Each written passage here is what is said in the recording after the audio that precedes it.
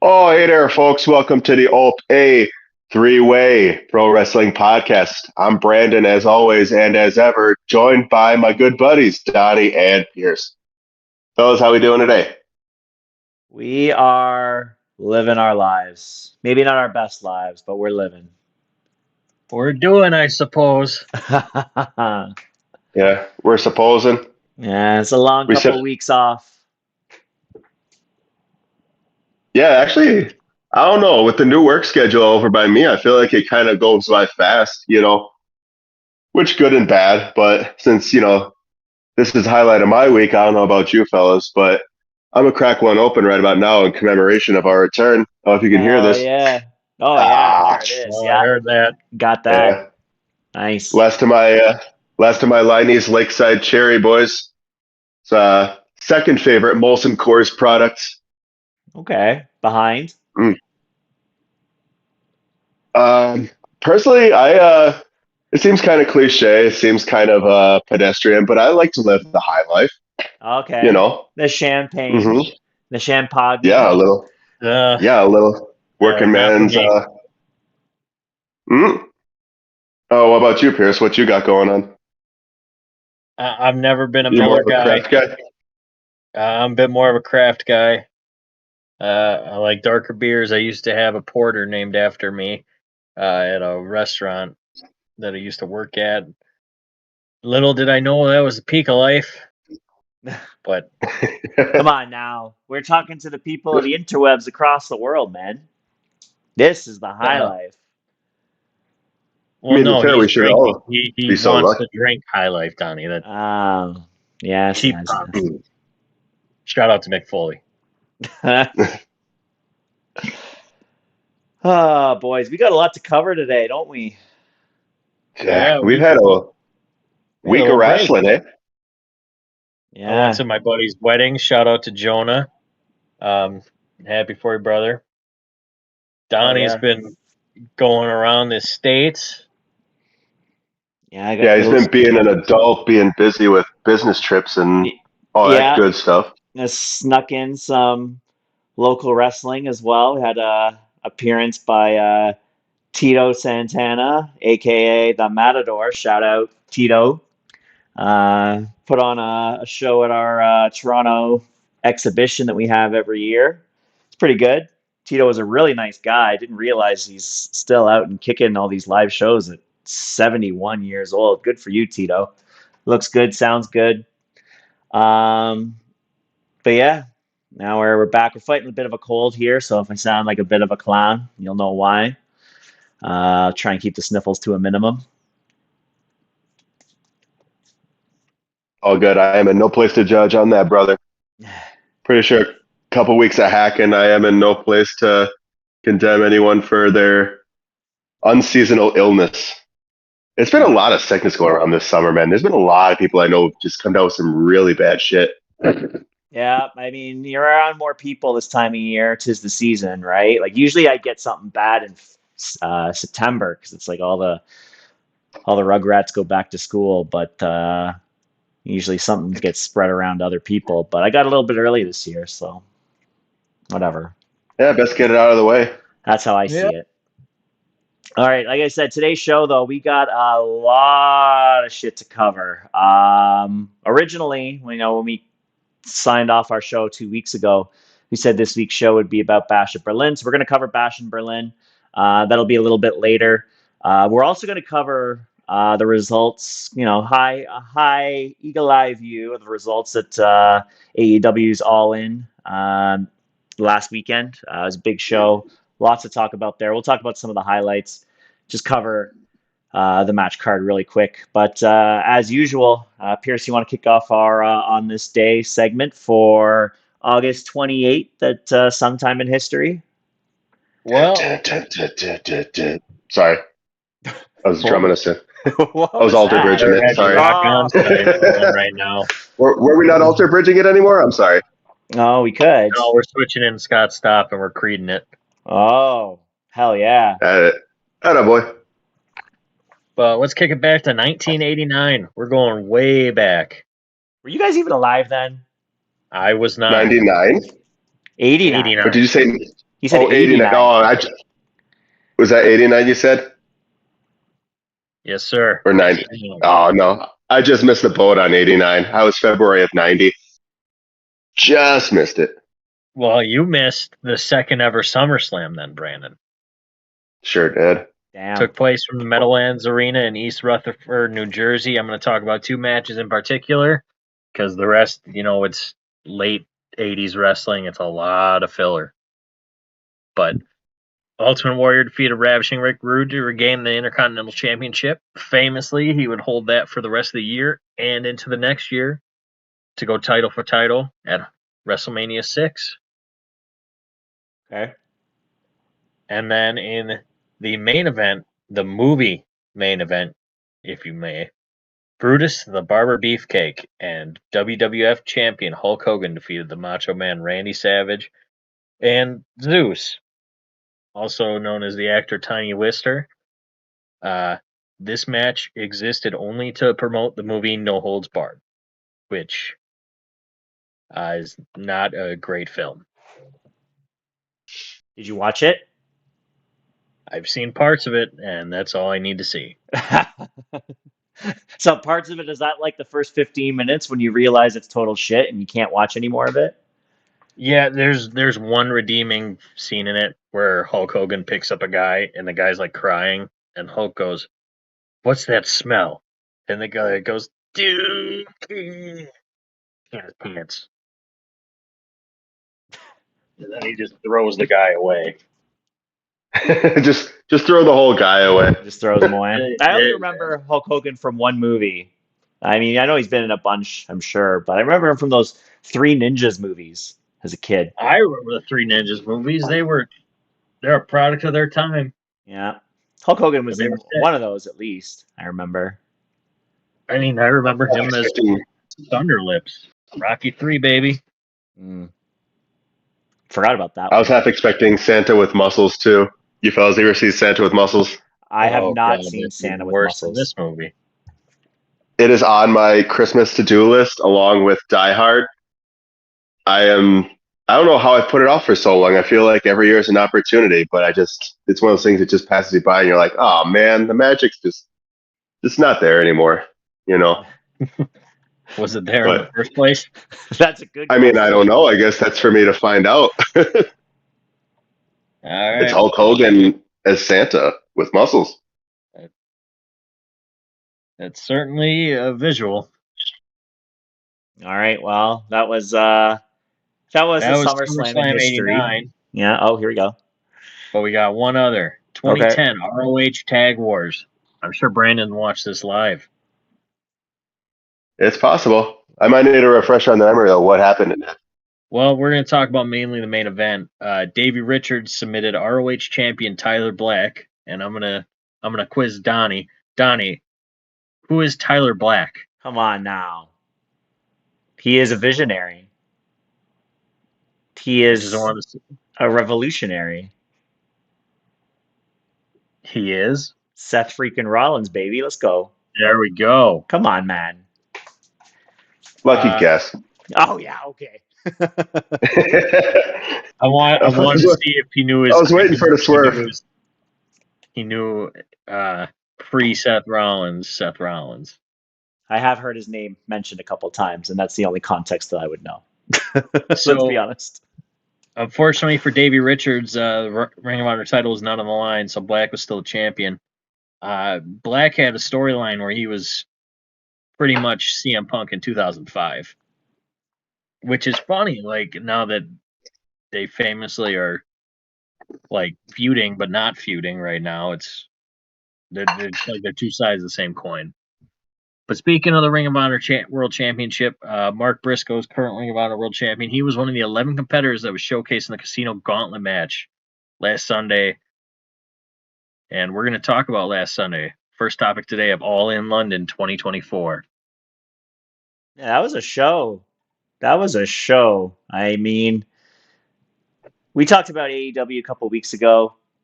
A lot of the good stuff they do, a lot of the bad stuff they do. And we're going to get into this card in just a bit. But overall, it was a pretty banger of a show.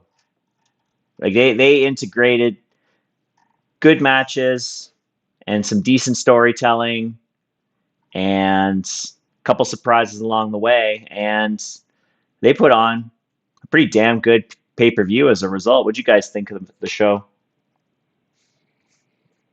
I mean, admittedly, I only really followed along on Twitter, but I mean, with all the highlights they showed, like it was just wall to wall, great show, and a lot of stuff I really wasn't necessarily expecting. Like, I mean, I was looking at the card and I was expecting like, oh, which of these is going to be the sleeper hit of the show, and like, I thought, Tony Storm, Mariah May kind of would be the sleeper. I also thought there would be a lot going on with Jack Perry and Darby, which apparently they had to cut that match short to fill in. But that's apparently why, at least according to reports, that's why they jumped over to Glass right away in their match, and we'll talk about that in a little bit. But I mean, for even what they had for time, like they filled it, and I mean, I was very solidly impressed. I was so fucking happy to see Nigel come back, man. Nigel McGuinness was just like this iconic ROH figure that I never really got to see wrestle much outside of YouTube clips, and I wasn't a tape trader or anything like that. But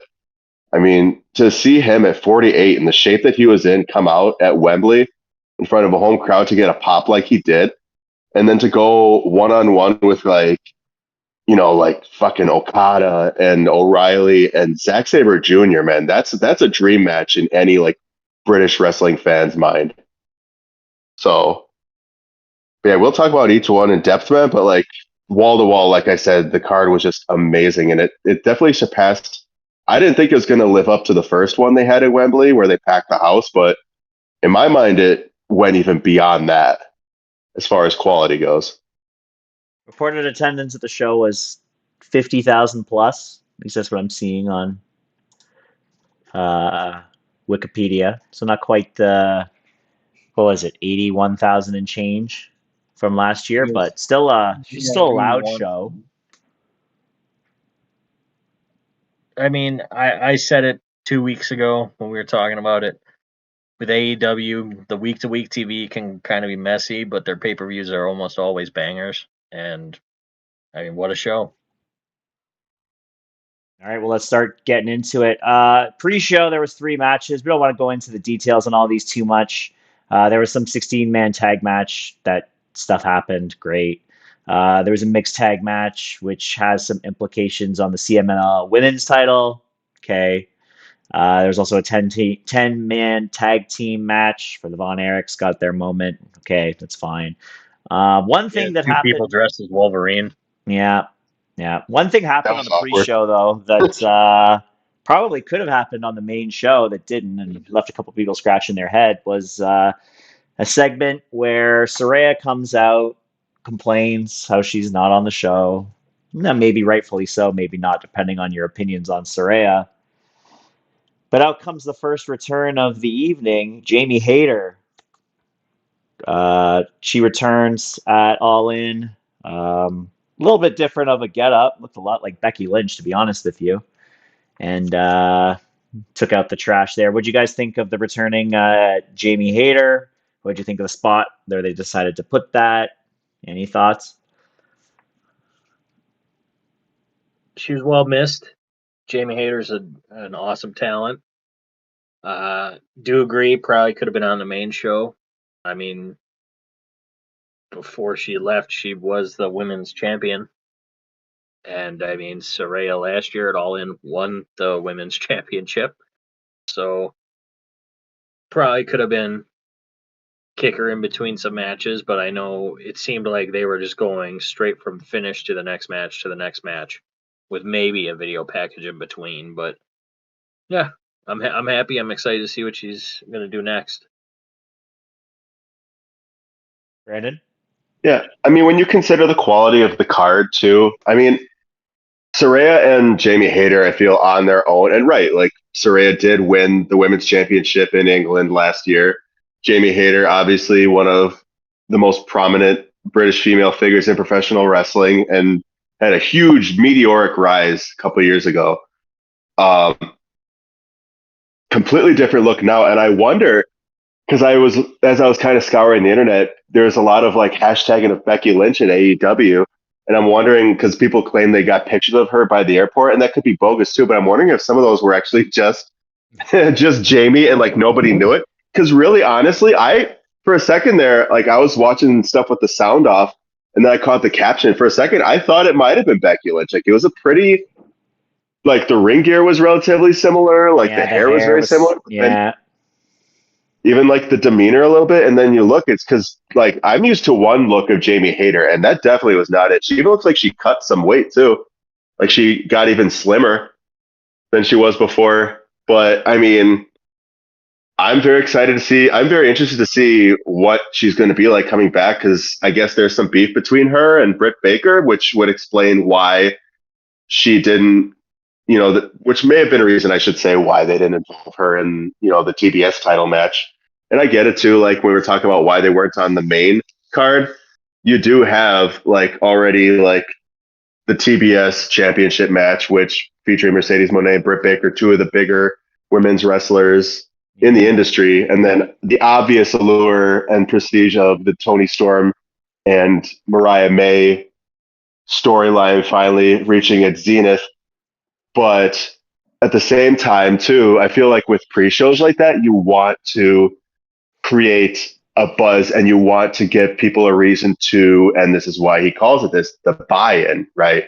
So if you see someone like Jamie Hayter coming in the end of the pre-show for All In, what can you expect to see during the show itself? Yeah. And that's, I think, the last grasp at.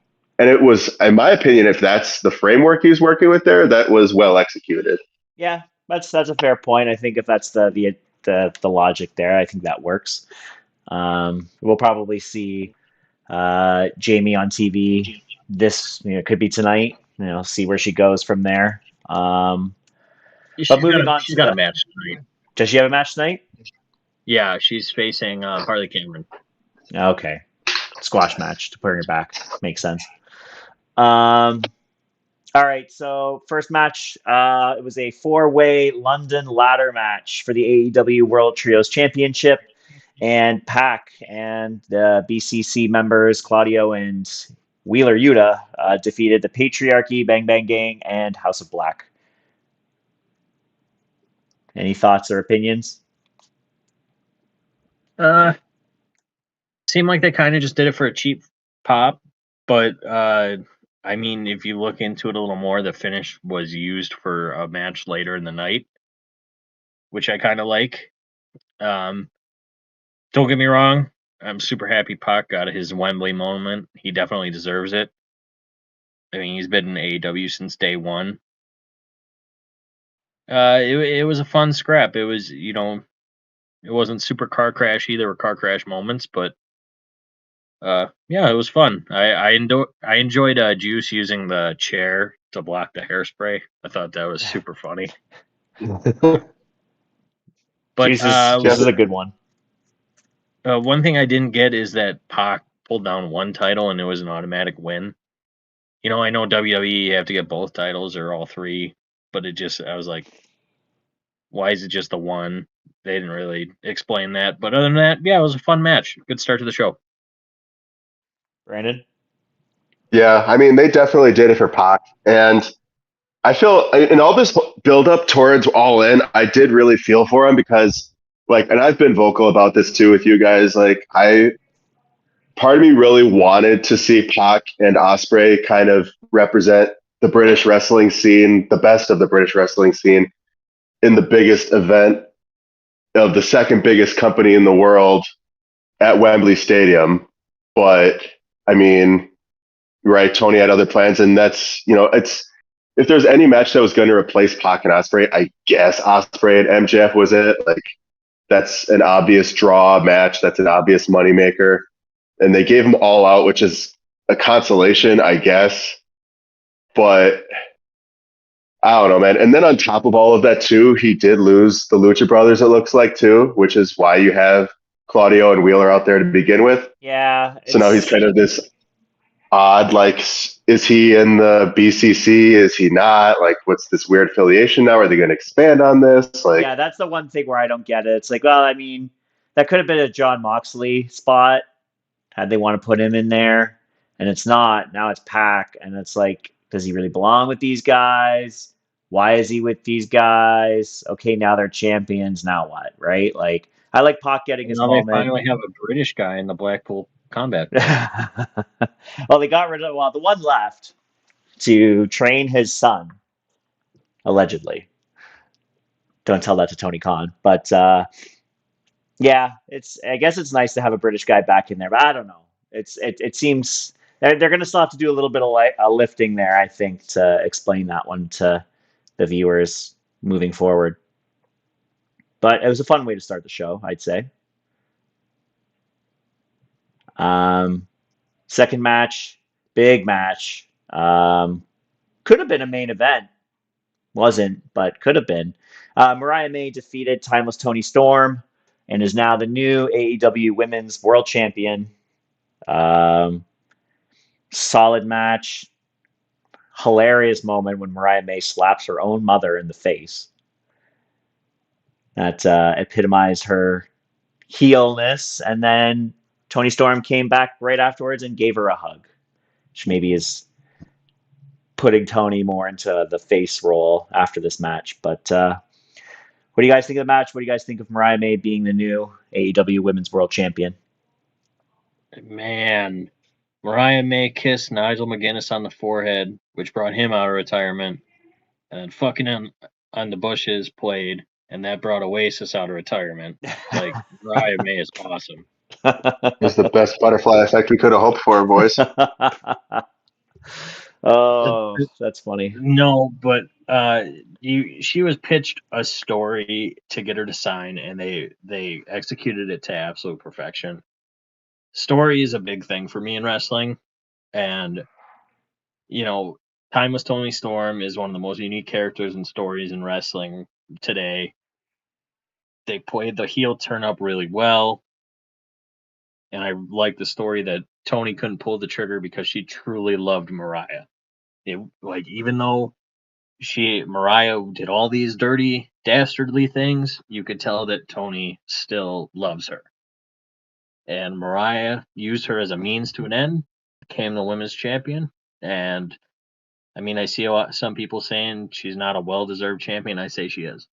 Her character work has been fantastic, and it was a really good match, and I really enjoyed it. I don't know why someone would say Mariah May doesn't deserve it. I mean, she definitely rode Tony's rocket to the top, but it's not like she weighed it down at all. Like Mariah comes from she's cut very much from the same cloth as Tony Storm. Like, coming over from the Joshi scene in Japan and cutting her teeth over there and already of being wrestling with some of the best women in the world, even before she made it to AEW. And AEW is really like a platform for her to expand on her skill set. And I mean, right, in real life, art reflects life. Tony definitely was very close with Mariah, and I mean, it's one of those rivalries. It's one of those feuds in women's wrestling, not just in AEW, but in the world of wrestling that I think all the women are gonna, and even a lot of the men too, are really gonna have to look at and be like, okay, we have to try to one up that now.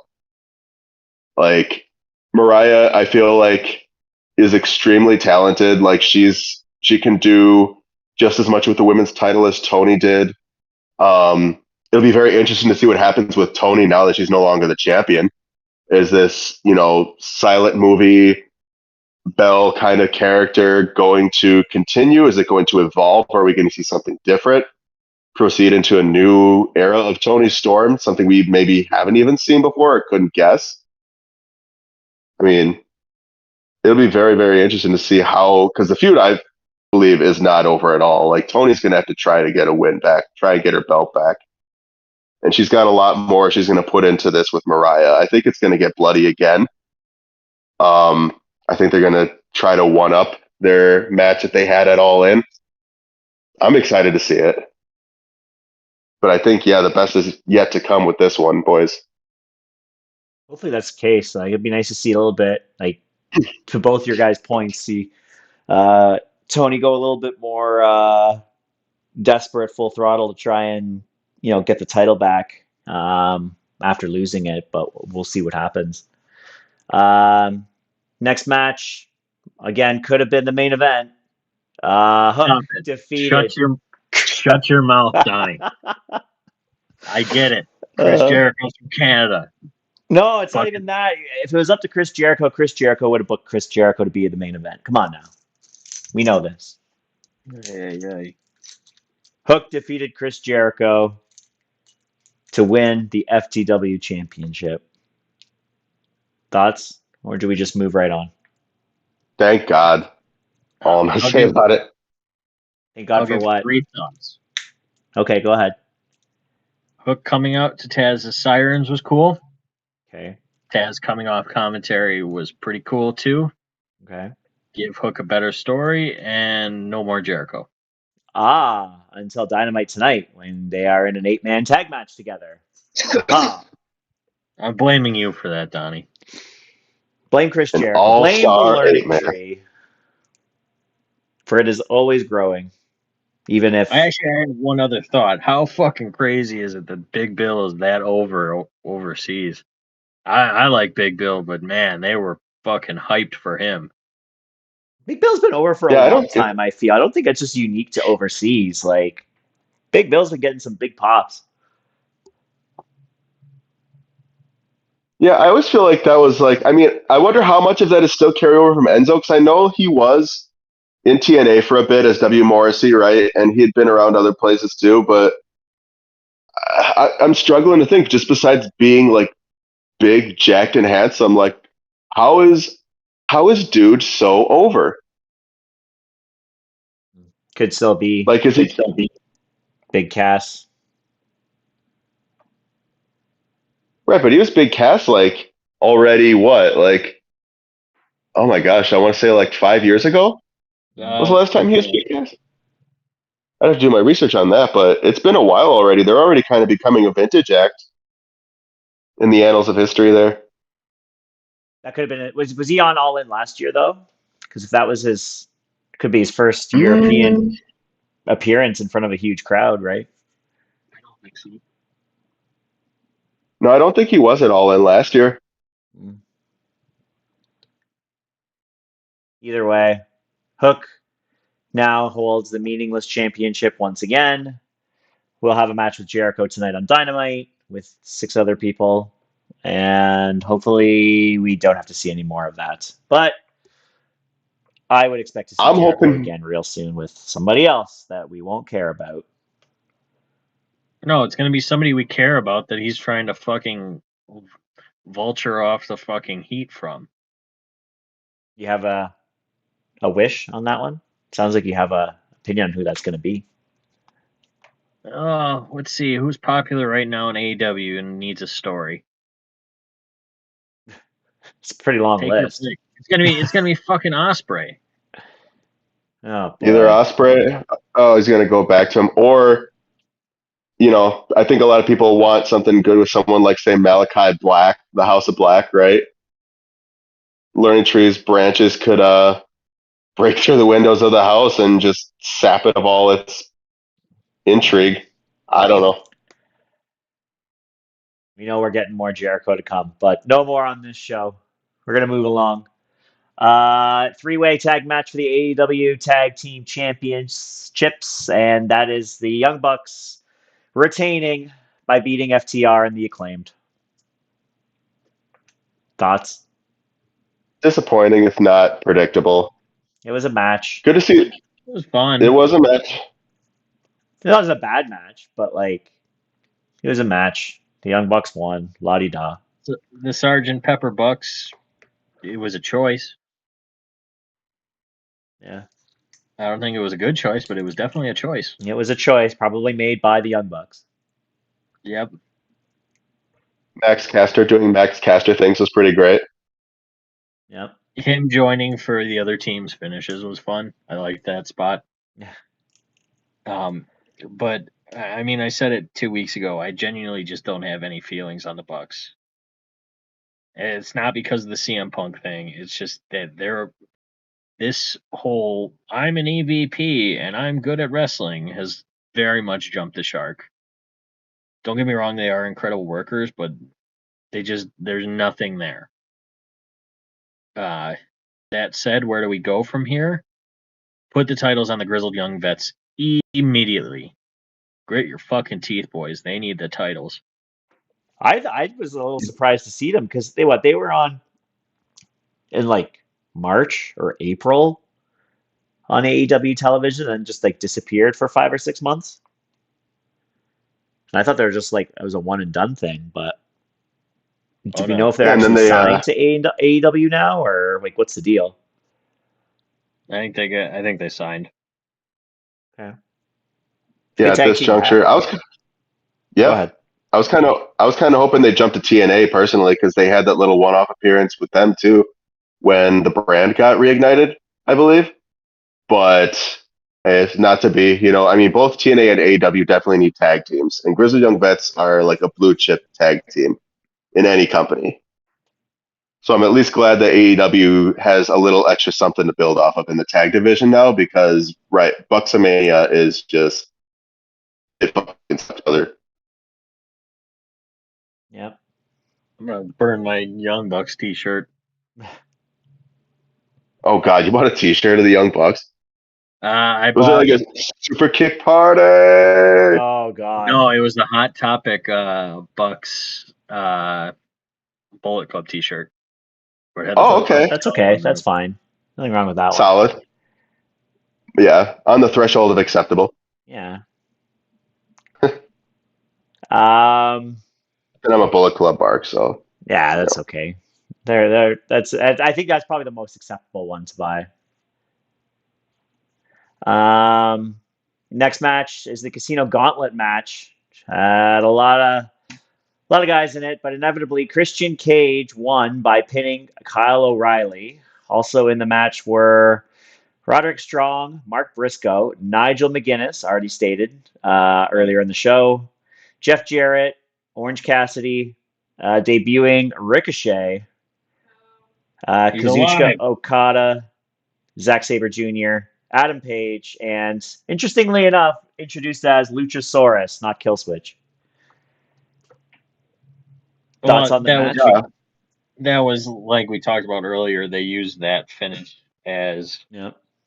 a build to this finish, which in some cases is pretty nice. Thought it was kind of deflating here, but I mean, I got to see Nigel McGuinness wrestle. Like I don't care. It was so awesome. This match fucking ruled.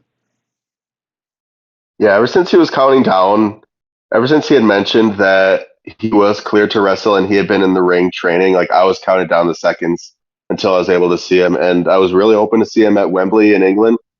And especially with the stipulation of the Casino Gauntlet, but I was like, if Brian wins tonight, there's no way they're going to have Nigel just jump in and cash. Like, there's absolutely, like, I get it. Nigel, like, puts himself over as, like, the number one Brian Danielson hater in the world. But there's no way they would interrupt that moment, even for Nigel. But all the same, man, just what a fucking awesome thing it was to see the elation in Nigel's face. He just looked like a kid at Christmas, like just able to do these graps with Zack Sabre Jr. And like, I don't think anybody could have expected him to, get in the ring and go with guys like Okada and to tussle around with like Kyle O'Reilly and Zack Sabre Jr. and the like, and it's crazy too. Like he'd been out for what, almost a decade and a half, and he didn't really look all that rusty. And like, right, going from 32, 33 to like to 48, man, like that's a big change in your body as a regular person. Never mind someone who's like right had hepatitis as Nigel had, and like all the I guess layoff he's gone through, but to come back like he did in the shape he was in and to do even what he did, man, I was so friggin' happy for Nigel McGuinness. So happy.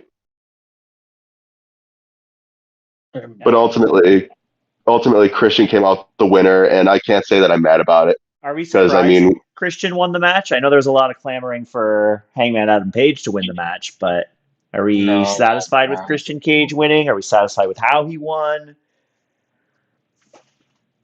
I mean, with how he won, not really. But I am okay with it. especially if it's like a Money in the Bank shot, which they're saying could be fun having it on the fucking sneakiest asshole in AEW. I think the Lucha turn is probably closer than what we think, and maybe that's how Christian doesn't win the title. Could be. He did say it was his He goal to wins the have every title. title, though. So He could easily win the title, and then here comes Copeland. Gotta have. We don't That need to run that back. Well, we'll get into the main title in a little bit, but for reasons that were discussed right after the show. But Christian Cage does bring that sneaky element to it. You're absolutely right. And if he cashes in, it could be any time, or he could actually just want a match. I don't see him wanting that, but if it's booked as a Money in the Bank style, then you could definitely see him trying to sneak in. I could definitely see Kill Switch or Luchasaurus taking him out too. So there's definitely some possibilities there. But fun match overall. We got the return of Ricochet, or the debut of Ricochet. We haven't talked about that at all, but I mean, it wasn't really much of a surprise. I'm shocked he's alive. I thought he was dead. Oh, you thought Braun Breaker killed him? Yeah, I thought he was dead. Oh, well, he was in a local medical facility. Oh. And then Tony Khan swooped in with a contract. It turned into a hospital halfway through it. Yes.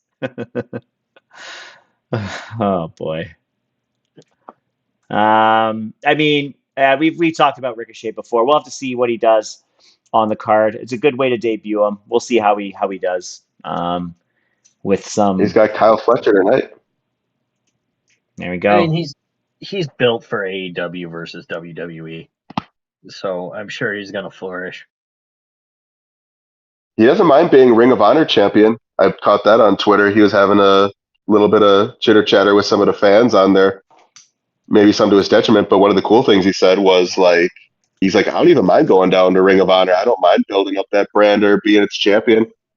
So yeah, we'll see what all he does. It's a really cool chance to see him, kind of getting back into himself again. Where does Ring of Honor champion align with the WWE Speed Championship? Above or below? It's definitely above. Are you sure about that? I'd say. Are you sure about that?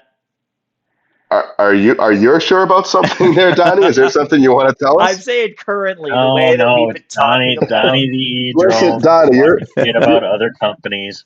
No. I'm just you're saying opening up a can here, Donnie. We've talked about how ROH is like a total afterthought, non-starter to Tony Khan and this company. So I just wanted to see if now he's saying that he wants to become ROH champion. How does that align with his reign as WWE Speed Champion? I think it's a valid question. It's apples and oranges. I mean, at least with the Ring of Honor Championship, it already has the inherent prestige or the inherent history. You look at all the guys who have held the title over the years and what they've meant to the sport of pro wrestling. Sure. So you add Ricochet's name to that list. I mean, right now, though. I mean, now in this. Yeah, moment. Right now. Oh, no.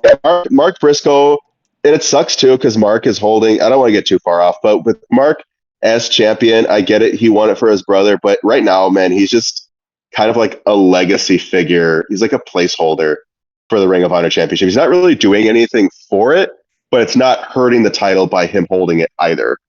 It's just kind of there, in my opinion. Like Ring of Honor as a whole, it just kind of exists. It's just kind of there. It's waiting in the wings for something to happen. It's dormant-ish. I don't know, man. That's all I was trying to say. It hurts my heart, man. I wasn't trying to shit on ROH legacy as a whole. All I was saying was... You should have had one fucking match on the card. It seems like a lateral movement to go from Speed Champion / Intercontinental Champion to ROH Champion / TNT Champion, but... Nevertheless, yeah, I guess more people would actually see a Speed Championship match versus an ROH World Title match. Well, apparently they put up good numbers on there, but I don't watch it. I mean, it's such a specific time to watch. Exactly noon Eastern on the dot. No, thank you. Yeah, it's a bit ish. Moving on. Big match here was our next one. Will Ospreay defeating MJF for the, once again, AEW International Championship. Is no longer the what was it? What do they call it? Was it United the States. American The Championship? American Yeah. Championship. America. I was about to call it the United States, but I knew that was wrong. Oh, Thoughts on the you know match? what? I make mistakes. Okay, Donnie. Thoughts on the match? MJF and Will Ospreay are pretty good at this whole wrestling thing, huh, boys? Yeah. They definitely do bring out the best in each other. I feel like they're definitely, and I've said it, I feel like they're definitely two of the figureheads of this era, like kind of like Bret Hart and Shawn Michaels before them, and like Austin and The Rock. I feel like they're the two guys to put on all the marquees going forward. This won't be it for them. I really liked Ospreay's entrance. I love the Assassin's Creed series, so that was pretty sick to me. MJF almost went full Apollo Creed. I really wanted to hear "Living in America," but you know, we got Lex How much you'd Luger. have to pay? Yeah, I wonder how much you'd have to pay James Brown's estate in order to use "Living in America." I Because I mean, he paid for Europe. He paid for Oasis. Tony did. He paid for Oasis in Britain. So like, and going off of how much he said he paid to get Europe and their song at Forbidden Door that one year when he fought Okada, like I gotta imagine just on music alone, Tony probably spent a couple small fortunes. Yeah, when you're that rich, though, it's it's a parking ticket. Yep. The match was a banger, though. It was a great Oh yeah, match. And, I want to revisit the conversation we had a couple weeks back with regards to MJF. And, Pierce said he was a top 3 guy in the ring right now. Like, I still not 100% sure that I would say he's top 3, but, like, he is right there. Like, that guy is good in the ring. And he had a great match with Will. We had the return of oh my goodness, now his name just Daniel flew. Garcia. Thank you, Daniel Garcia. Just flew over my head there for a second. Daniel Garcia And caused. that's Red not the Death. dancer. That's not the dancer. That is fucking Red Death. That is the Dragon Slayer. That is a man who is about pure graps And not and dancing. not dancing. Okay. And I don't know if it was a shoot that the Dynamite Diamond ring got stolen. It's kayfabe. I think we know who stole it. Yeah. It is entirely fair to surmise at this point. Yes. But I think Well, you could say that this match had they hit each other with everything and the kitchen sink. Like they were just fucking doing shit, man. And it was all entertaining. And yeah. MJF Will Ospreay getting over his mental issues with not wanting to hit the Tiger Driver. Gotta do what you gotta do, though. I'm glad they actually like built a storyline around a move, and that's one thing too. Like you could have built Will and MJF on almost anything, but to build it off of a move, especially one like, and it sucks too because you have these moves right, like the Burning Hammer, which are losing their mystique and the myth that surrounds them in pro wrestling. Like you have like right, you have at Backlash, right, Cody kicking out of a a Burning Hammer from AJ Styles of all people at Right. one, and then just hulking up, and then I Was it mean, Kobayashi though, or Misawa? I can't remember which one was the originator. If it was one Misawa, of I those believe. guys, it would have been a death.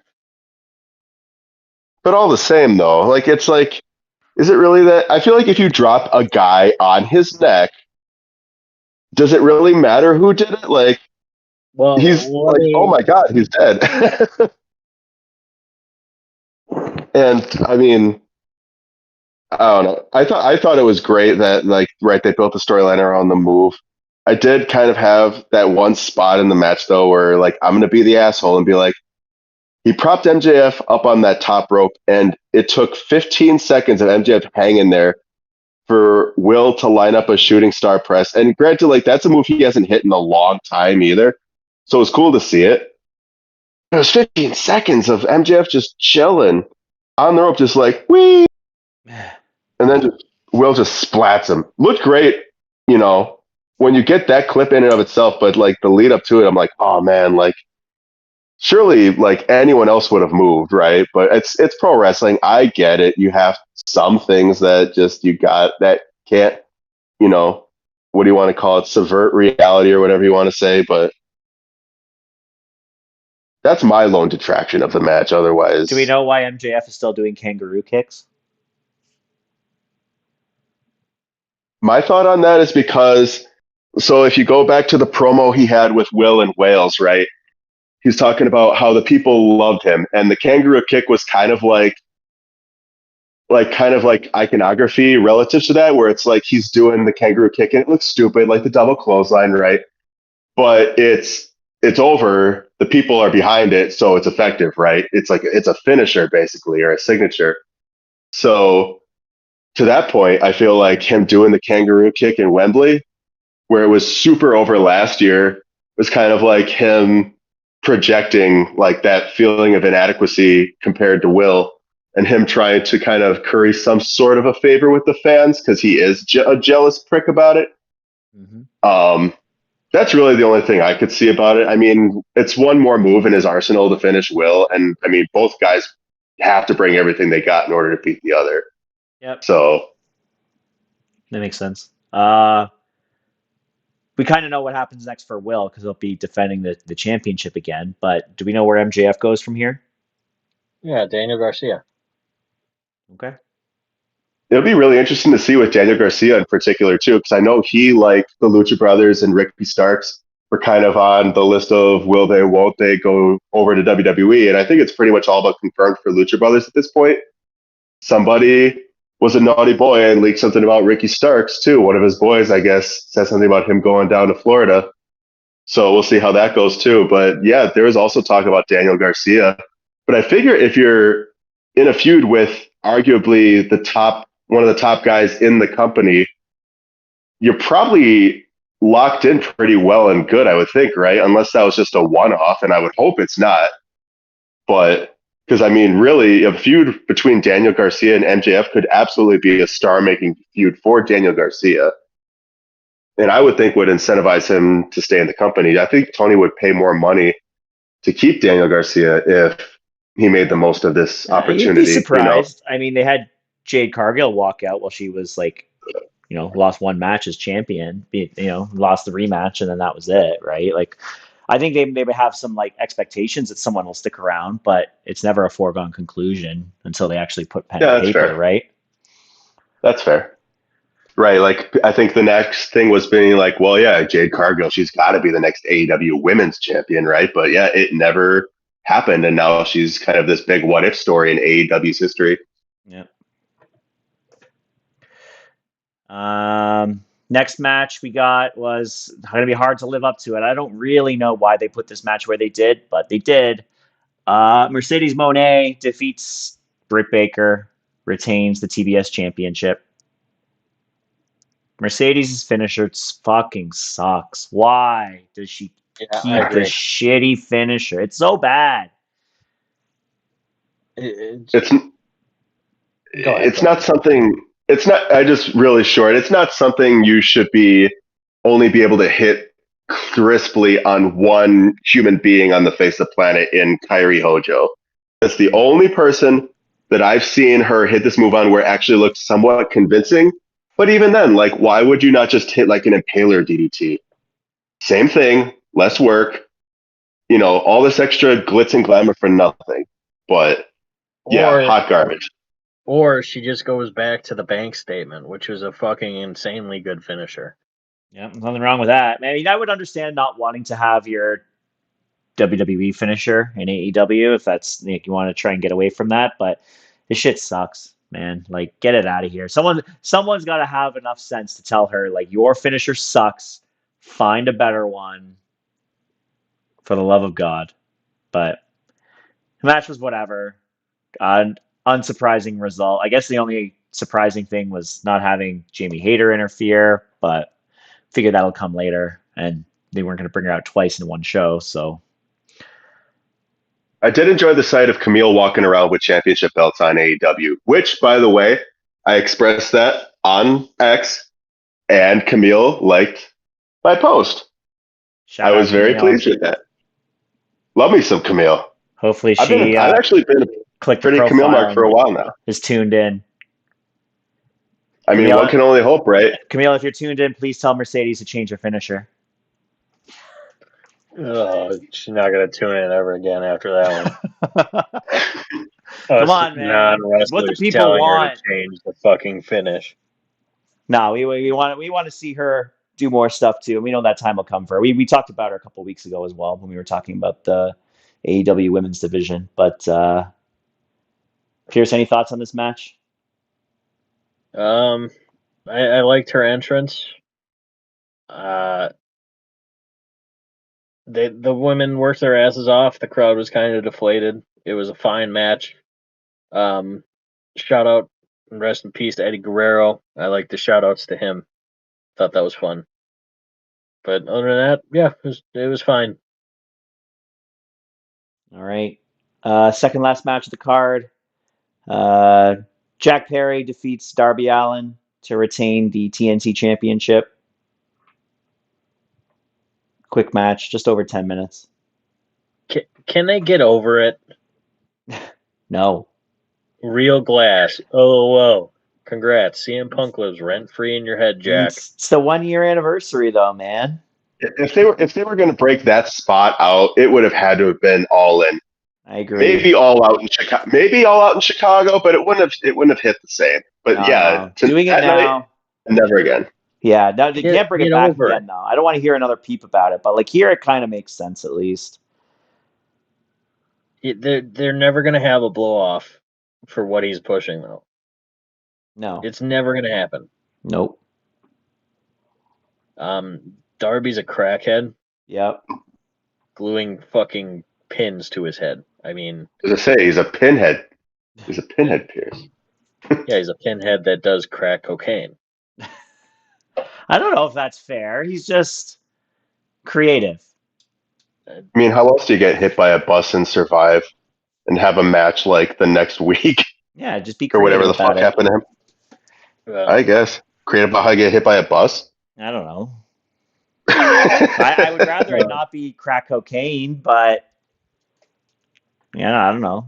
Could be that. Methamphetamines. Okay. Nah, he's straight edge. And I respect him for it. Is he still climbing the mountain? Just want to say that. Is he still climbing Mount Everest? He shouldn't. I wasn't sure if that actually had any payoff yet. He should not. Chances are he will die. He shouldn't do it, but it's the question I always want to have answered when I talk about Darby Allin. Is he climbing that mountain? One thing I did see is that they're kind of gearing him up to win the world title.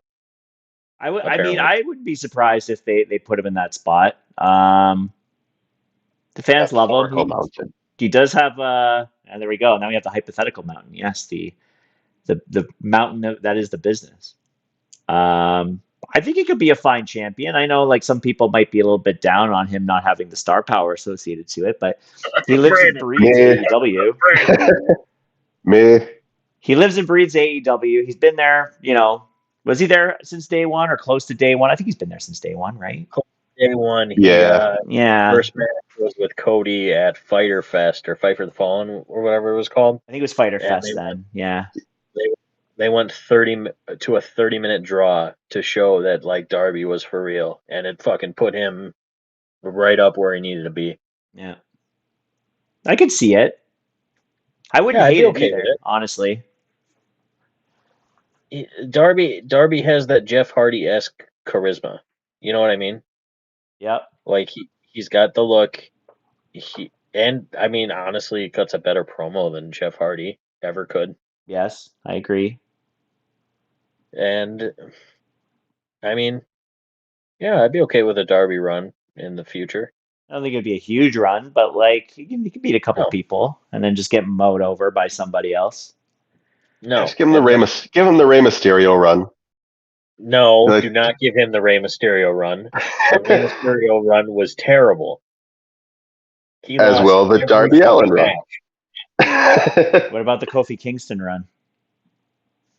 Kofi won almost every match and then got squashed. Yeah, just have Wardlow kill him. I don't think anybody would be mad if Wardlow destroyed Darby Allin for the AEW championship. Really? I'm I pretty don't sure think a any. lot of people will be mad about that. I think a lot of people would be mad too. I think you're wrong there, Brandon. Oh, Hey, how, speaking really? of the World Championship, why don't we just move on so Brandon can stop shitting on Darby? God damn it. Fine. Fine. That's another podcast, though, boys. Yeah, all right. Main event: Bryan Danielson defeats Swerve Strickland in a title versus career match to win the AEW World Championship. Wow. I'm gonna be honest, I did not see Danielson winning this at all. Not at all. And I think it was like the most on the edge of my seat I've ever been for a wrestling match. Everything about it had a big fight feel. You had Danielson coming out to Final Countdown. You had Swerve coming out with Jimmy Raves. You know, what's the word I'm looking for? His cape or whatever you want to call it. And the Wakanda. Yeah, the embassy cloak or whatever. He's got a live entrance. It just Swerve is a megastar, and Danielson is possibly the greatest pure pro wrestler of all time. Yeah, I don't think this hurts Swerve at all. I think Swerve had a decent run as AEW champion. I think his character work has been good. I think he's got lots left to give that company, and they showed him re-signing as well with AEW right before the show started. Got a bag. Apparently, he's making a bag now. Can't say I blame him. And well deserved. Yeah. Well deserved. He put in the work, man. Like this last year for Swerve has been one of the most awesome meteoric rises. And like for him to go to just like one of the guys who just happened to get released from NXT and was partnering up with Keith Lee based on that, and then their tag champs, great, woohoo. But then to see him split off from Keith and to like I said before, I thought Keith would have been the guy to make that rise up the mountain, but to see Swerve jump that and then really though, like Swerve has been on a lot of people's, underrated dark horse lists for a long time, like going back to Lucha Underground and before, like he's been that dude. And to see him come out like basically like in God mode in Wembley, just so confident in himself and his position in the company, and it's well earned, and Tony's paying him the money to stay there too. So, I mean, and we've had this talk, I think, a couple times back and forth, Pierce, about whether or not, what it would look like if Swerve were to go back to like WWE and he were to kind of jump back,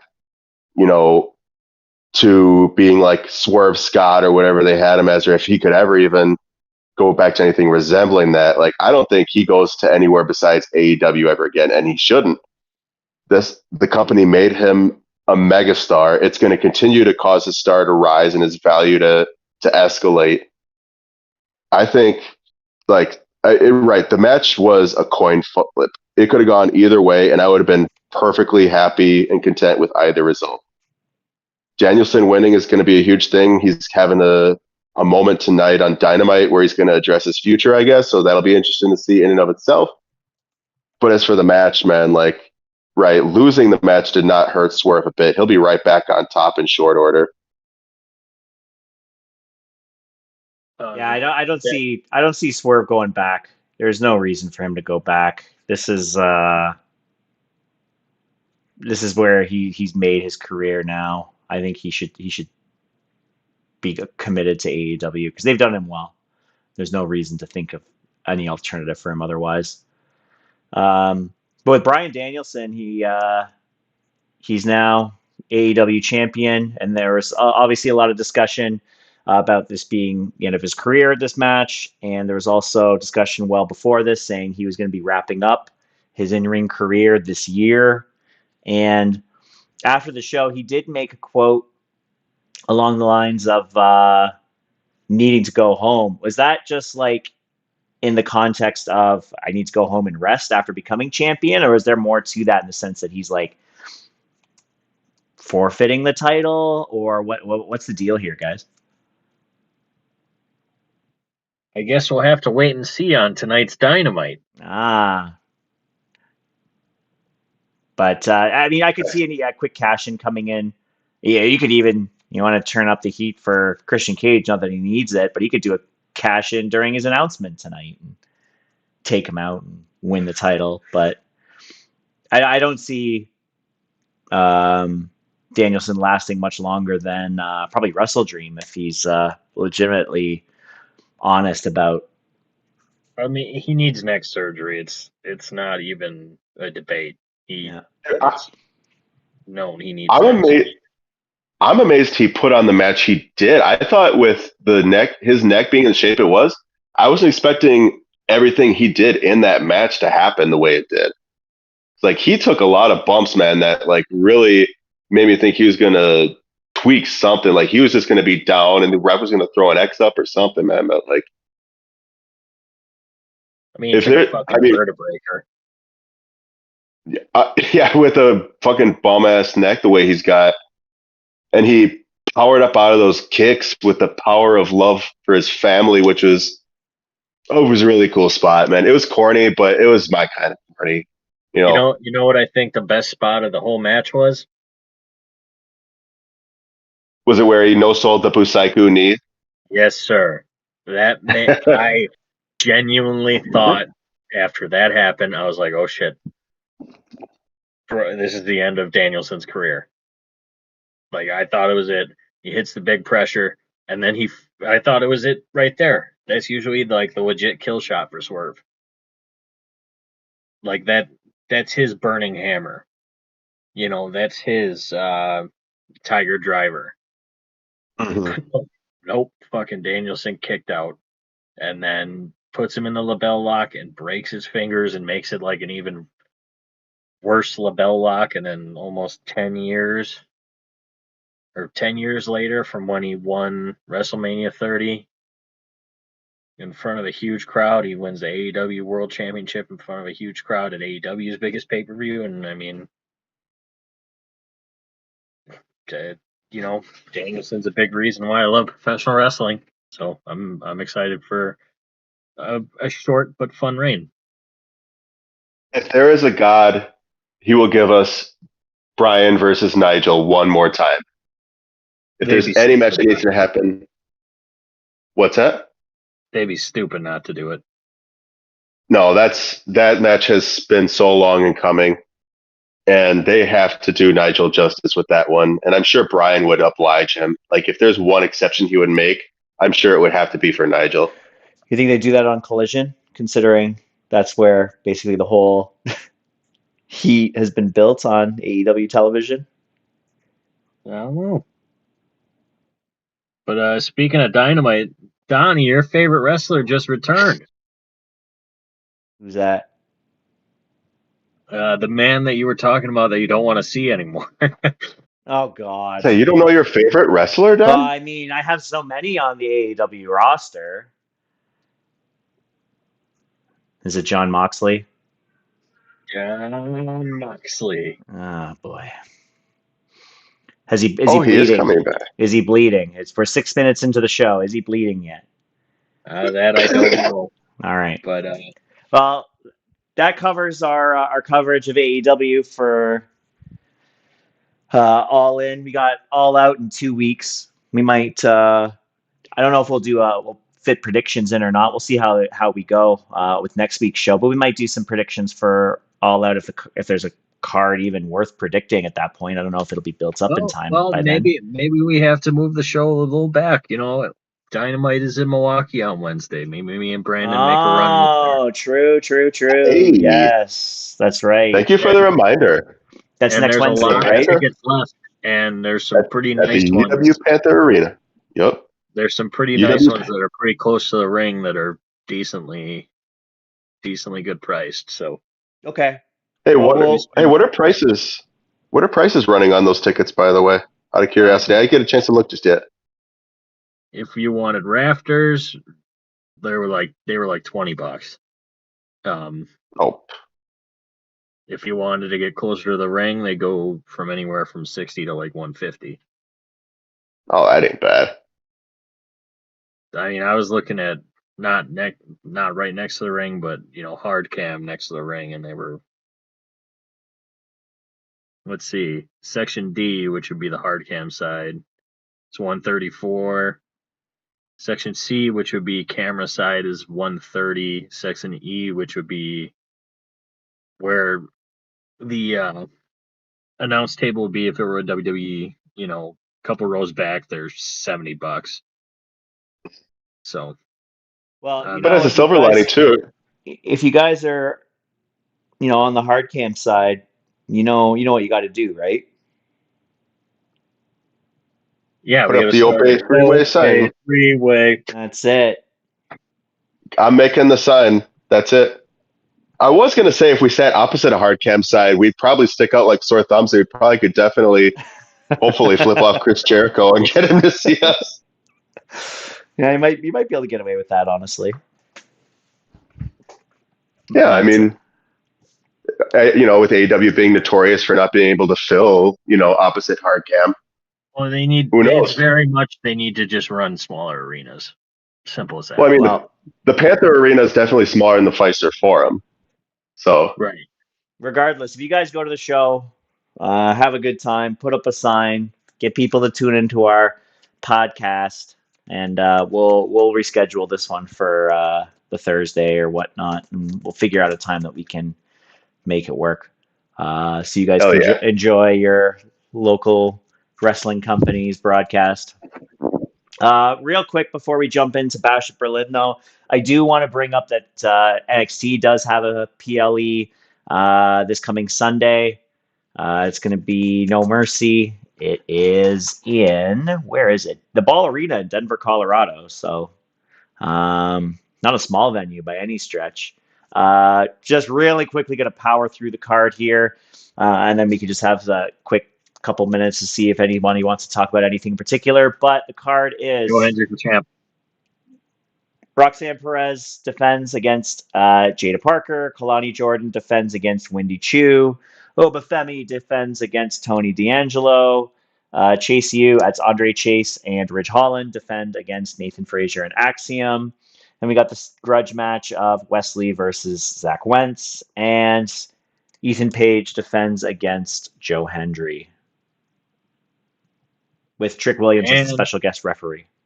I was gonna say, isn't Yes. Trick versus Pete on the match card as well? It does not show up on the match card that I am looking at right now. But was that announced, even though he's a special guest referee in the Page Hendry match?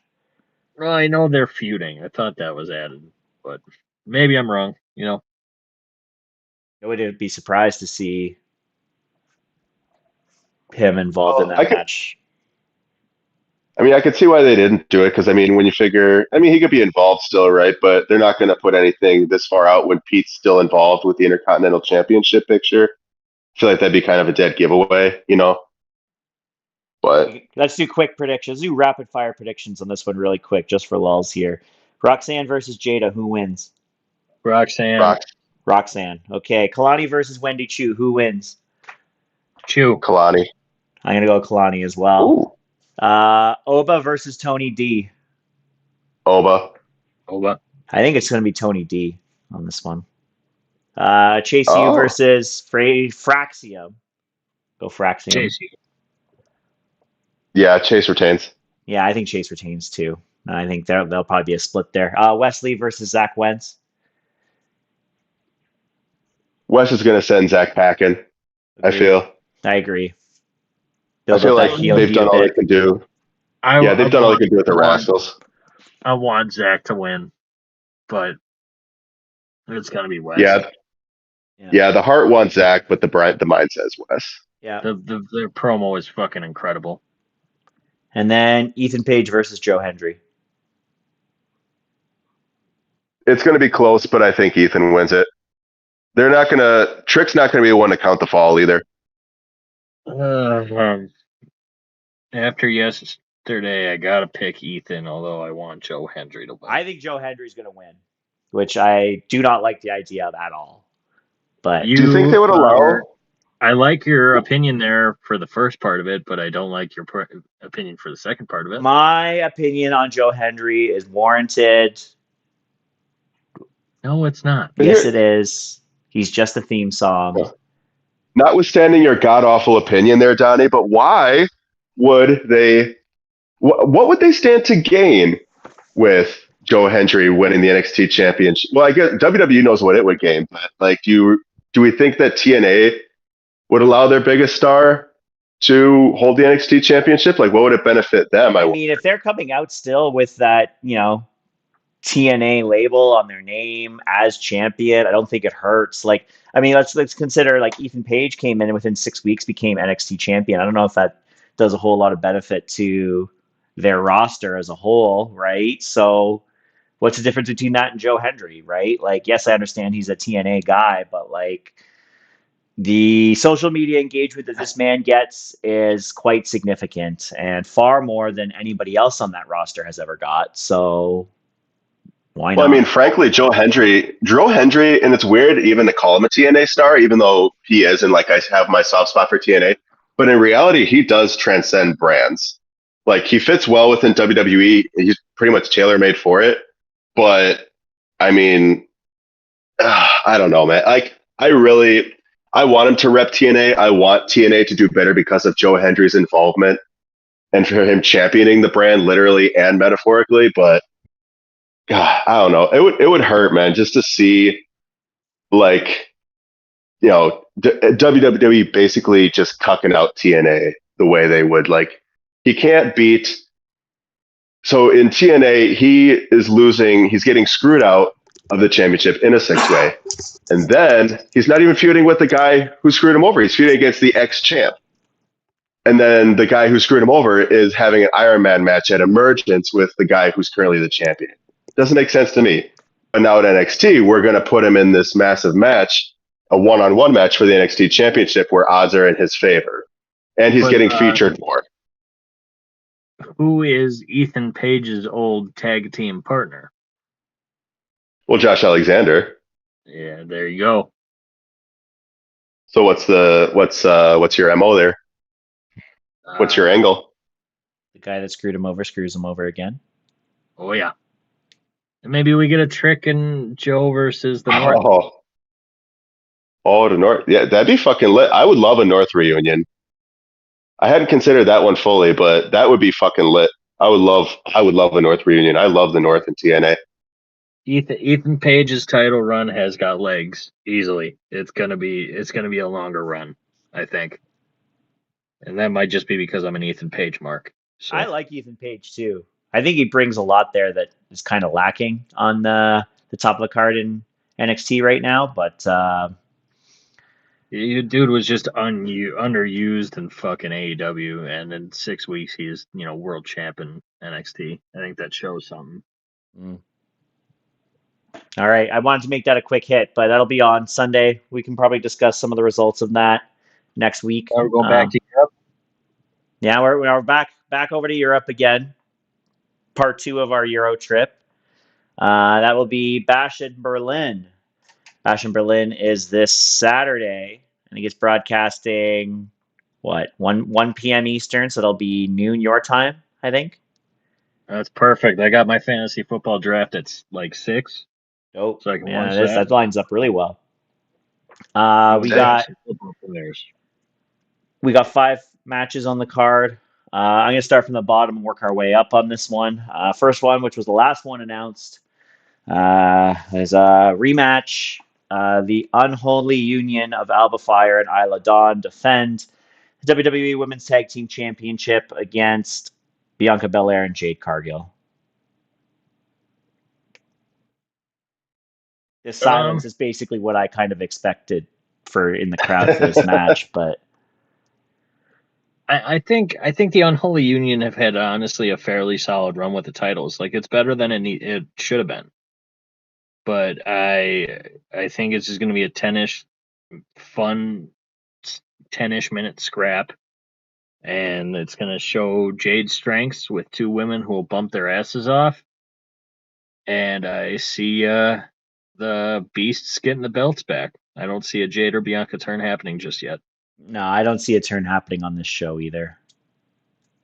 It could, Yeah, I think but I in this case I agree with Pierce. I don't see it going. I feel like when you had like a multi-team match, I feel like trending. I feel like Alba Fire and Isla Dawn have kind of taken advantage of multi-team matches, and they've definitely turned out in the last match in defending their championship. They were super impressive, and it's not like they never were. Like, I mean, they're both very, very good, and I think that goes understated and underrepresented a lot. But I mean, I don't think they ever wanted to necessarily take the titles off of Bianca and Jade. They needed something to pop the Scots when they were up at Clash at the Castle there. And considering their circumstances too, I mean, sympathy might have played a part in getting them those championships. But now that time has passed and they've shown that they can be a good team, I feel like, right, like what's best for business would be to get Bianca and Jade back into their title run, and not without a good fight from Alba and Isla. But I see this match going in favor of Bianca and Jade. And does it lead to something going into WrestleMania down the road, whenever they do it? Perhaps. But I think we get a good, strong run of tag championships out of Jade and Bianca before any of that. yep. Yeah, I agree with all that. I think Unholy Union has done what they've needed to do. I think Bianca and Jade have more to do as storytellers, be a bit more in the spotlight. They've kind of been pushed aside, and for two women of their attention that they draw, I think they need to be pushed more to the forefront. And if that's still together as a team for now and with the tag team championships, that's fine by me. Next match I've got listed here is a strap match between CM Punk and Drew McIntyre. Oh, Pierce has some things to say about this. I was waiting on Pierce's call on this. Yeah. Respectfully, fuck both of you. But Well, hey, now. All right, we just thought you had an opinion on a CM Punk Yeah, match. I'm just waiting to hear you pop for Punk, man. It's all love. So fuck you with love. I just want some fucking violence, boys. I expect Punk to win and become the lineal AEW champion again. Drew's had a good run with the belt, which is now a little bracelet. Yep. But this should just be 20 minutes of whipping and punches and a simple finish of the Anaconda Vice with the strap in. Well, you gotta touch all four corners though, right? Like that's it's one of those strap matches. It is. Yeah, they did say that. Yeah, they gotta touch all four corners. Fine. Does that? Choke them unconscious with the Anaconda Vice with the strap, and then just fucking touch all four corners. It's one of the worst strap match variations. Is that the OG strap match variation? It's the strap match variation where Eddie Guerrero lost the WWE title on a technicality. Wasn't that a bull rope match? Are we talking about the match at JBL? I thought that was a bull rope match, yeah. But it had the four corners thing. Yeah, but this is a strap match. It's different. In this sense, it's the exact same. It's red light, green light, and it's stupid. And do you think they're actually gonna have the lights up on the ring posts? Hopefully they're not as big as when fucking Vince did these matches, but I think so, yes. Yeah. See the Germans popping for the changing of the colors. Green, red. Yeah. I want to see some violence. I want to see some people just get beat the hell up. Yeah, in Germany, like I feel like they should, to pop the fans in Germany, man. I feel like they ought to go all out with. I mean, Need with dust love. whatever brutality was lacking of that first match, I feel like they got to bring it in Berlin. And are we all of the mind that CM Punk wins this one? Easily. Yep, they got to have their rubber. Yeah. All right. Third match is not even listing them individually anymore. The Terror Twins, Damian Priest and Rhea Ripley, versus the Judgment Days, Dirty Dominic Mysterio, and Liv Morgan in a mixed tag team match. I think this is the most either way match on the card. But I don't see the Terror Twins winning. Neither do I. And I think the reason for that is because it'll make Rhea beating Liv at Bad Blood that much more impactful. I do believe that All about that story, boys. Liv's reign is not going to last that long. I don't think they ever intended on Rhea to lose it when she did. So I think Rhea gets hers back. But that doesn't mean they win this weekend. I think Judgment Day pulls the numbers game, pulls some other fuckery. Finn's going to be the deciding factor. Yeah.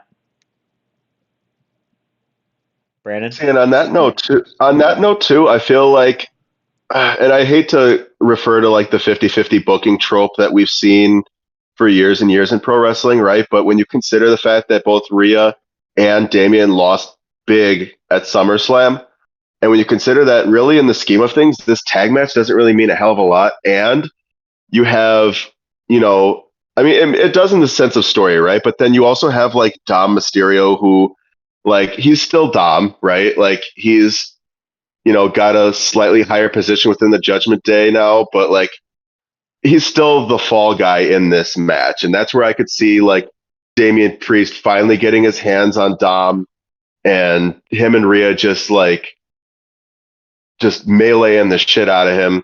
And I see him being the one eating the pin in this match because it gives Damian something, or Rhea, honestly, right? Like they could have Rhea even pin Dominic for all it's worth. And I mean, you could still advance the storyline that way too and push forward towards where Rhea eventually gets her rematch against Liv.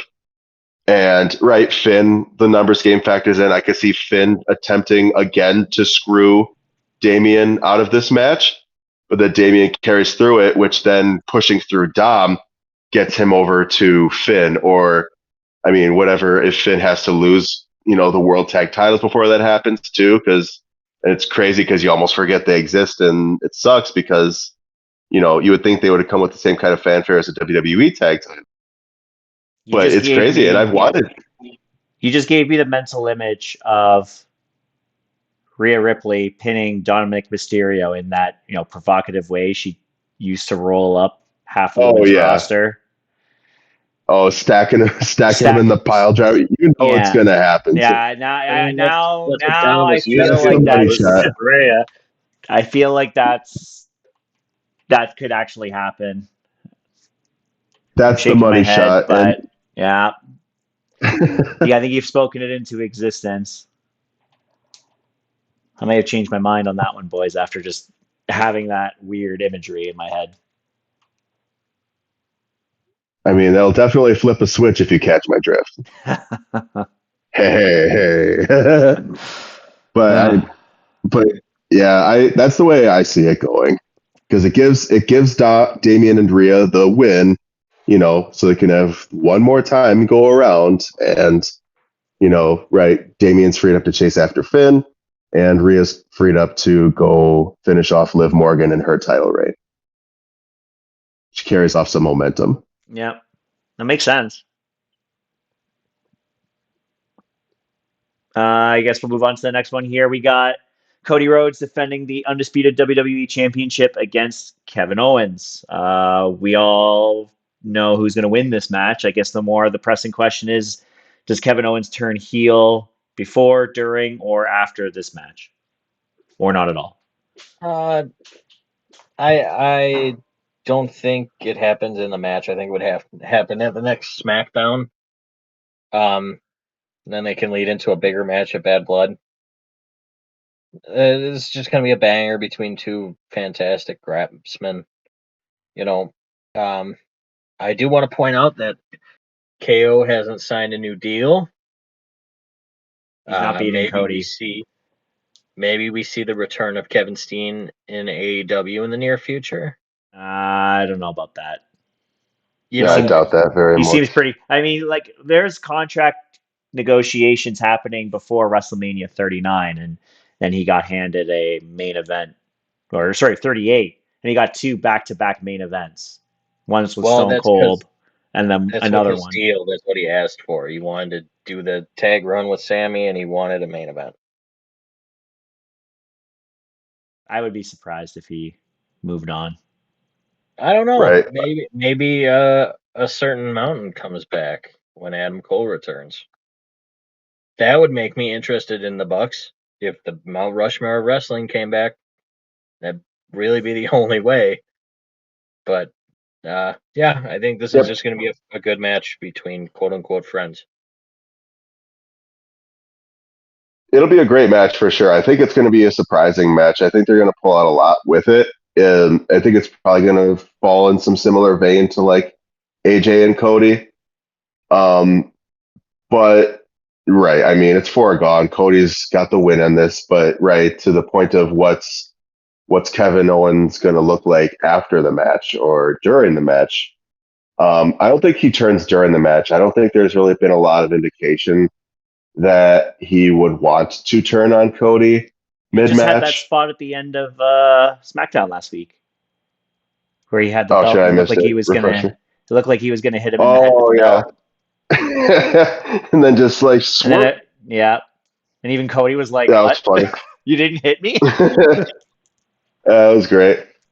But I mean, he's motivated to be champion, right? He is the prize fighter through and through.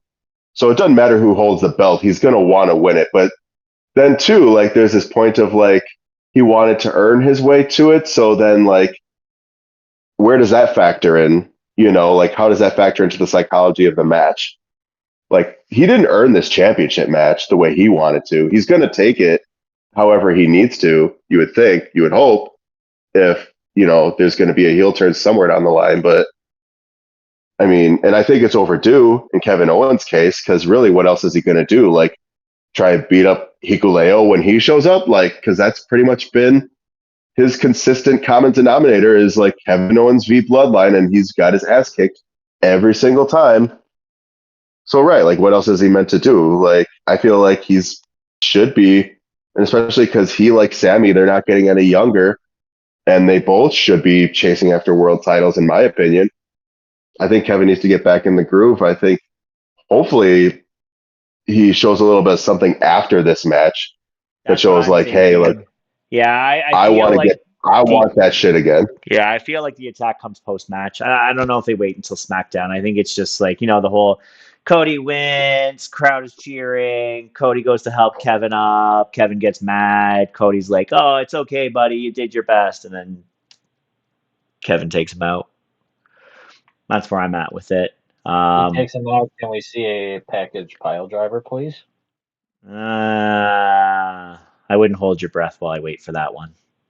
That's gonna be like a WrestleMania thing, like the Brain Buster, what we saw with Sammy hit Gunter with at WrestleMania 40. It could be a bad thing if they run it back there. You think they would let him put out the package pile driver at I was like a lesser pay-per-view, but you think they would let him put him out at anything but WrestleMania? If it's a rematch where he's turned into the heel and there might be a gimmick tied to it, probably not. I guess if Bad Blood's gonna have the Hell in a Cell match that everyone's speculating about, but either way, I don't know. It seems like something more heelish to do, and it's your big moment to try and win the title. I could see it happening at Bad Blood, even though it is a lesser event. Maybe not. It doesn't seem like something face Kevin Owens would do, though. Just saying. But with that, we go to our main event. Der Ring General. Yeah, that is the rematch that was earned because a referee does not know how to count to 3. That referee fucked on me. Gunther defends the World Heavyweight Championship against Randy Orton. And I hate to say it again, but we know who's going to win this one, yes? Is that correct? Yeah, it needs to be a definitive win though. I give these two like 25 minutes just to beat the fuck out of each other. Randy needs to hit at least 2 RKO's and have him kick out again. And I got a finish in mind, and I want your guys' thoughts on it. Okay. Randy's at the point where he doesn't understand how to put this guy down. He lines up for the punt. Gunther hits him with the meanest clothesline of his life, and just, like to the point where his head's in the fucking bleachers. And then I want 3 straight power bombs, no roll up like at King of the Ring. Definitive 3 straight power bombs, 1, 2, 3, done. I like the idea of Call it a Randy bringing back the powerbomb punt. symphony. Oh, well, come on now. I mean, Germany, has a long-standing history with classical music. A lot of brilliant composers coming out of Can Germany. we not? If we're going to talk about symphonies, how about Symphony Number 9 comes back? Oh, that would be nice. Ooh, nice That would be tie. nice. That would be nice. Yeah. Mm-hmm. I would greatly appreciate Symphony Number 9. Some Dvorak. I personally would like to see, like, if they're going to surprise us with anything too, like, I'm sure Ludwig Kaiser is going to be with Gunther at that match. Maybe, I don't know, and it'd be weird, like, how would they incorporate it, but, like, to bring back, say, like Axel Tischer or Alexander Wolf, right? Like, one of the original Imperium members for a full-on Imperium reunion now that they finally got fucking Giovanni Vinci out of the way.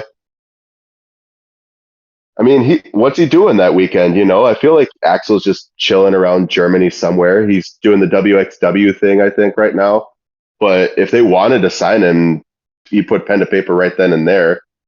The crowd might get that, but a lot of viewers might not get that. For a main event, I don't know. Well, he was in part of Imperium during. I don't know if he made it on the main It roster. was only in NXT UK that happened. It was just NXT UK. Yeah, he didn't even make an appearance that way in NXT, that regular NXT. I don't think, unless it was like early. Not since I've been watching. I mean, how does Jacob Fatu make it on TV too? Nobody really caught wind unless you were watching like MLW or one of the other smaller promotions. True. You probably didn't know who he was, but he makes an impact. And Axel, I feel even back then was one of those guys who was kind of like a wild card, like a Dean Ambrose, Jacob Fatu, just swings for the fences with everything. But of course he wasn't. Insanity. Yeah, he was Insanity too. I think the focus on this is this is Gunther's first title defense, and he's never been the type of guy to need outside assistance. Like his whole IC run, there was not a single match that he won that required outside assistance, was there? I think like that. The Jey Uso match, but that was the unwanted outside assistance. Okay. But and he even said so the next week. Yeah. I do wonder though how facing a higher caliber of competition and right out of the gate with Randy Orton too, how and if that would even change, because I feel like you could have the unbeatable Gunther, and it makes perfect sense for the Intercontinental Championship, right? And maybe it even makes sense for the World Championship. But Gunther has never faced Randy Orton before. He's never faced anyone even close to his caliber, to my recollection. Except at the when he was Intercontinental champion. Well, and you could call that, like if the referee would have done his job, then things maybe could have gone a little different when you consider like the kayfabe of it, right? But Yeah. look at going forward too. Like you got Orton, you've got Rollins, you've got McIntyre, even like Punk. You've got like this whole new world of guys that's opened up now for Gunther, and like, can he do the same kind of routine? And obviously he's world class, and nobody denies that. But like, I wonder how his character kind of morphs and grows when he's facing this caliber of competition. I could see that getting into his character down the road where like he requires extra assistance in some way, shape, or form because he's like been champion for a while. I don't know if you want to start that on his first defense though. Mm. Just give No, him like a JBL cabinet run. No, this needs to be definitive. He needs to win every match. Maybe not as strongly as this one, but I don't see outside interference becoming a thing. I mean, Orton isn't going to lose a lot either if Gunther has a definitive win. Like, there's other guys who could challenge Gunther down the road where if Gunther had a definitive win, it would hurt them more. It's not going to hurt Randy at all to lose to Gunther in a. It doesn't have to be a squash. I don't think it should be a squash, but like in a pretty like an absolute unquestionable way that maybe I should watch my terms a little bit, but nevertheless, with Gunther winning. But that's all coming up on Saturday. SmackDown's on Friday, also in Germany. So that'll be broadcasted early. Highlight from that is supposed to be there's a couple matches there that are supposed to be high. LA Knight's doing a U.S. Open Challenge. Any thoughts on who that's going to be against? I do want to say I called that. Said he should do that once he won the belt. Who do you think he's going to go against? Honestly, I'm not sure. Okay. That's a weird one. It could be Giovanni Vinci, which would be interesting because he did have that promo last week, but That would have been my guess. I mean, if it's in Germany, I'd like to see Giovanni Vinci. It doesn't have to mean anything in storyline. It could be just like a one-off, at least for now, to kind of get the ball rolling. Give him a decent match, yeah. I mean, he can cut a promo in Germany. Like, I mean, he's Italian, right? But he's from northern Italy, and culturally, like, they're pretty similar up north in that part of Italy to Germany. Like, there was a lot of shared territory from like the Austrian Empire. Like, I'm not trying to be like a history nerd or nothing like that, but I mean, he's pretty much a local boy in Germany, is Giovanni Vinci. So, I mean, cultural, relatively speaking. Oh, I'm sure. It's probably like a second language thing. It's probably like, I imagine, now I've never been to Quebec, but I imagine like, right, speaking English, French, at least that version of French. That disgusting, perverted, dastardly version of French, but that all French the same. Is not anything like English, I will tell you that, but it's close to like what France French would be, but I don't know how interchangeable Italian and German is my point to that, but they're slightly different. Like, I mean, Latin, Germanic languages a little. There's some share, but not much. I'm sure he could catch a couple sentences that are necessary regardless. Yeah. Right. Yeah, that's who I figure it would be, but we'll have to see. And then we also have Nia Jax's first women's championship title defense against Michin in a street fight. That'll be fun. Yeah, it should be fun. Again, a lot of these results seem to be relatively predictable, but okay. We might just see a who's next. We might see some Bayley interference to build up an eventual rematch for Bayley to maybe buy some more time before Charlotte Flair comes back, because they were on that coronation segment that they had, which was pretty cringe, I might add. But when they had that segment, they said the Queen like 5 or 6 times, and I thought like, okay, just bring Charlotte out, bring her out. But it's coming. We got Michin with the kendo stick instead, and now we get a match. So maybe they're just pushing that off a little bit longer. But I mean, I'm happy for any feature Michin can get, though.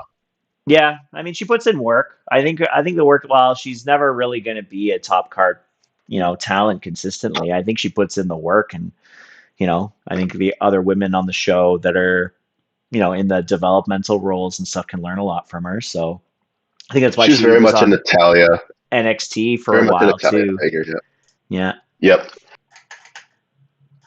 One more. She's giving back to the biz. Yeah, one more shout out I want to give out. As we're kind of closing off things we're talking about this week. Rest in peace to Sid Udy, aka Psycho Sid, aka all the Justice. other Sid, Sid Justice, Sid Vicious. The ruler and master of the world, boys. Man, that was the first guy that when I watched wrestling as a kid, that outside of The Undertaker, that I was like, oh man, this guy's like freaky as hell. Yeah.